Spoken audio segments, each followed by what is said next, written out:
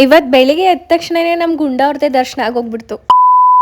15 days daily mini blog ಚಾಲೆಂಜಲ್ಲಿ ಇವತ್ತು day 15. Hi ನಮಸ್ಕಾರ, ನಾನು ನಿಮ್ಮ ಪ್ರಿಯಪಟ್ಟಣ ಹುಡುಗಿ ಸ್ವಾತಿ. ನನಗೆ ಏನಕ್ಕಪ್ಪ ಇವತ್ತು ಇಷ್ಟೊಂದು ಖುಷಿ ಆಗ್ತೈತೆ ಅಂದರೆ 15 ಡೇಸ್ ಡೈಲಿ ಮಿನಿ ಬ್ಲಾಗ್ ಚಾಲೆಂಜ್ನ ಕಂಪ್ಲೀಟ್ ಮಾಡಿದೆ ಅಂತ.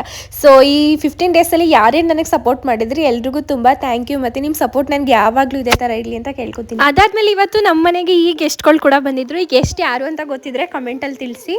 ಮತ್ತು ಇವ್ರು ಯಾಕೆ ಬಂದವ್ರೆ ಅಂತ ನೆಕ್ಸ್ಟ್ ವಿಡಿಯೋದಲ್ಲಿ ಹೇಳ್ತೀನಿ. ಮನೆಗೆ ಬಂದು ನೆಂಟ್ರಿಗೆ ಎಲ್ಲರೂ ಬಗ್ಲುತ್ತಿದ್ದೆ, ಈ ನಮ್ಮ ಗುಂಡ ಇವ್ರಿಗೆ ಮಾತ್ರ ಬಗ್ಲುತ್ತಿಲ್ಲ. ಯಾಕಪ್ಪ ಅಂದರೆ ಇವರು ಚಿಕ್ಕದ್ರಿಂದನೂ ಎತ್ಕೊಂಡು ಆಟಾಡಿಸ್ತಿದ್ರು, ಅದಕ್ಕೆ ಇವ್ರ ಕಂಡ್ರೆ ಅಷ್ಟೊಂದು ಪ್ರೀತಿ. ಬಂದು ಮಾತಾಡಿಸ್ತಾನೆ ಹೋಗ್ತಾರಲ್ಲ ಅಂತ ಈ ಥರ ಆಡ್ತಿದ್ದ.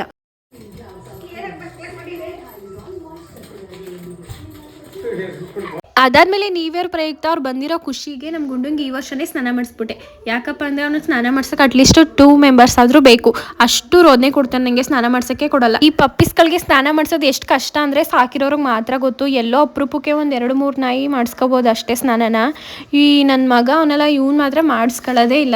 ಮತ್ತೆ ಇವತ್ತಿಗೆ ಇಷ್ಟೇ. ಈ ನಮ್ಮ ವಿಡಿಯೋ ನಿಮ್ಗೆ ಇಷ್ಟ ಆಗಿದ್ರೆ ಸಪೋರ್ಟ್ ಮಾಡಿ. ಈ ವಿಡಿಯೋನ ಯೂಟ್ಯೂಬಲ್ಲಿ ಕೂಡ ಅಪ್ಲೋಡ್ ಮಾಡಿರ್ತೀನಿ, ಲಿಂಕು ನಾನು ಇನ್ಸ್ಟಾ ಬಯೋದಲ್ಲಿರುತ್ತೆ, ಹೋಗಿ ಚೆಕ್ ಮಾಡಿ. ಮತ್ತೆ ಸಿಗುವ, ಬಾಯ್.